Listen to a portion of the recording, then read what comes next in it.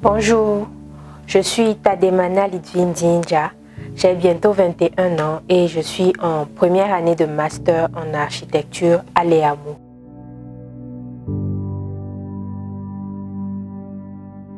J'aime lire depuis le primaire. Disons que mon père m'y a initié en m'emmenant un jour à la bibliothèque.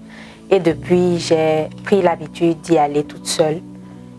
Et à force de lire beaucoup, j'ai eu envie moi aussi de faire ressentir la même chose aux gens que ce que je ressens lorsque je lis. J'écrivais de temps en temps juste pour le plaisir, mais je n'aurais jamais pensé en ce temps-là qu'un jour je me retrouverais en tant qu'auteur dans une maison d'édition.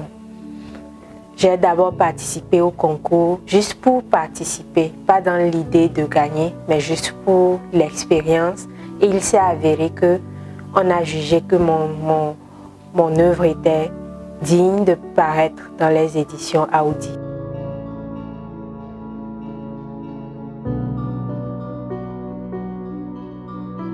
Le concours a été lancé, j'étais en terminale et il fallait acheter une œuvre, l'œuvre La Sirène des bas-fonds de Noun Faré, et en proposer une suite.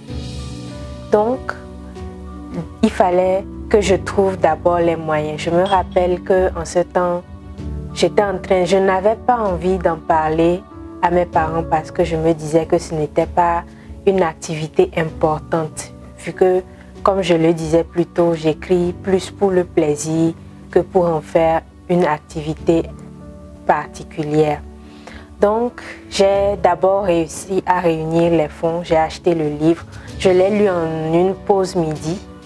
C'était du genre d'œuvre qui finit avec, on va dire, le sentiment de quelque chose qui manque. Alors j'ai pris le temps, j'ai reparcouru le livre. Je l'ai lu 2 fois avant de pouvoir me mettre à écrire ma suite. Alors j'ai pris en compte certains éléments qui, selon moi, n'avaient pas été développés dans l'œuvre d'origine, mais qui méritaient d'être développés. J'y ai mis un certain accent, je m'y suis appesantie et puis j'ai sorti ce que j'ai pu sortir.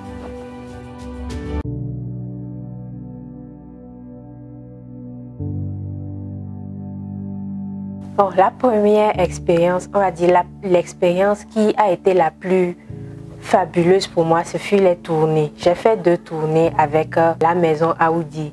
La première, c'était pour Kara. Nous avons passé 2 jours à Kara. Une première journée pour le voyage et une deuxième journée pour les tournées. Nous avons visité le collège Chaminade et le lycée scientifique de Kara. Et nous étions deux auteurs, nous avons présenté nos œuvres. Et c'était à ce moment que je me suis rendu compte que certains me voyaient maintenant comme moi je voyais certains auteurs d'entre-temps. On me demandait des autographes, on me demandait de prendre des photos et je me demandais, ah, c'est moi qui suis à ce stade-là maintenant. J'étais fière de moi. La deuxième tournée, nous avons fait 3 localités sur le chemin de Sokodé. Nous avons fait nous avons fait 3 écoles à Sokodé. Et en revenant, nous sommes encore arrêtés dans une 4e école. La dernière école, ce fut celle qui fut la plus accueillante. Ils nous ont accueillis avec des balais, de la boisson et quelques festivités. Nous étions vraiment accueillis comme de grandes personnalités et j'étais particulièrement fière de moi. Ensuite, nous avons eu une émission à la TVT, La Pause. Nous avons été invités à La Pause. Nous avons été invités à La Pause pour présenter nos œuvres. Nous étions 3.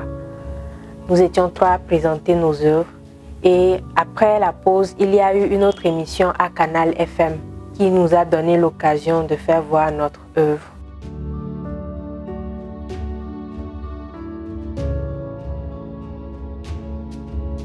Le texte que j'ai présenté dans l'œuvre Donne-toi des ailes s'intitule Les fantômes du passé.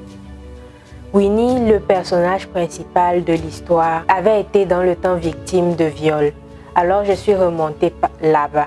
Dans l'histoire originelle, on avait évoqué de manière brève une situation que j'ai décidé d'exploiter et dont il s'agissait de viol.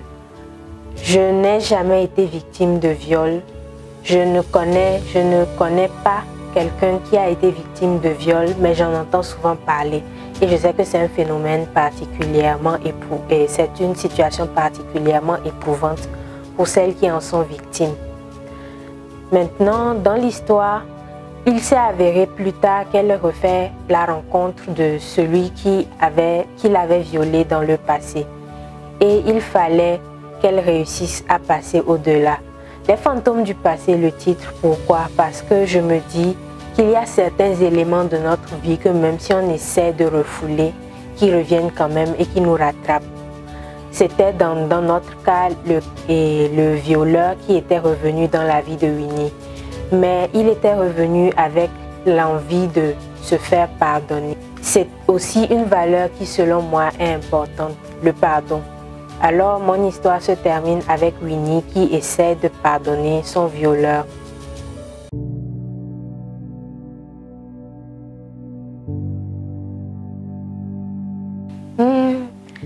J'écris beaucoup de petites histoires qui ne sont pas encore terminées.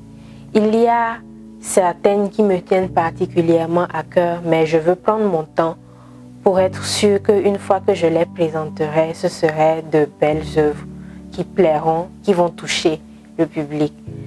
Je suis plus dans l'écriture divertissement, dans la lecture divertissement que dans la lecture apprentissage. Mes histoires sont plus des histoires qui ont pour but de permettre de se plonger dans la vie d'un personnage tout à fait étranger et de quitter un peu les tracas du quotidien.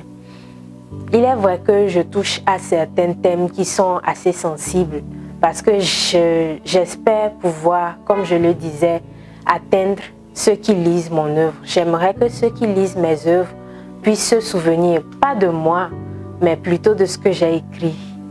Je préfère qu'on se rappelle de l'histoire Les fantômes du passé que de l'auteur Dhindia Litfin. Donc, les œuvres que je ferai sortir, je tiens à ce qu'elles soient si bien travaillées qu'on se rappellera d'elles et pas de moi.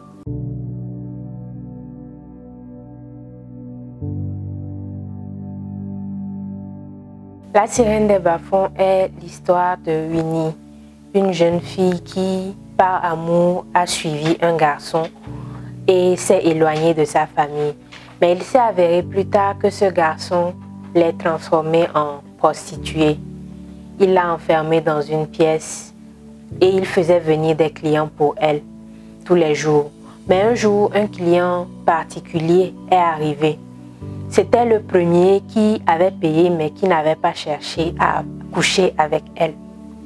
Il était revenu une autre fois, puis il avait demandé à ce qu'ils sortent, à ce qu'ils aillent quelque part ensemble. Étonnamment, son proxénète a accepté. Ce client, qu'on nommera inconnu jusqu'à la fin de l'histoire, l'a emmené dans un hôtel, lui a payé un repas et puis lui a demandé de l'attendre quelques instants qu'il revenait.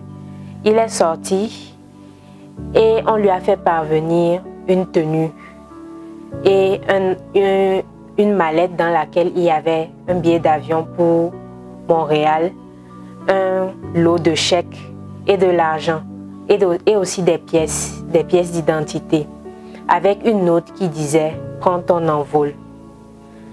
Alors, l'idée était de terminer La sirène des bas-fonds, qui ne nous dit pas si Winnie a décidé de s'en aller comme lui indiquait la note de l'inconnu ou de rester.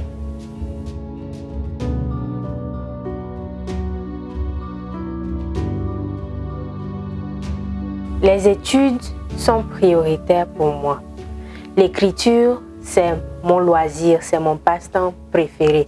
Après la lecture, il faut lire pour pouvoir écrire. Donc, il s'agit surtout de prendre mes temps libres pour écrire. Et je ne me presse pas lorsque j'écris une histoire. C'est pour ça que j'ai beaucoup d'histoires inachevées. Je ne me presse pas, je prends mon temps. Parce que ce soit demain ou que ce soit dans 2 ans, si je la finis, je veux être sûre que j'ai fait une belle histoire. Donc, l'écriture, c'est le moment des loisirs. Lorsque on a une pause à l'école, pendant les congés ou pendant les week-ends, ou même pendant les soirs lorsque je sais que je n'ai pas de travail à rendre pour l'école.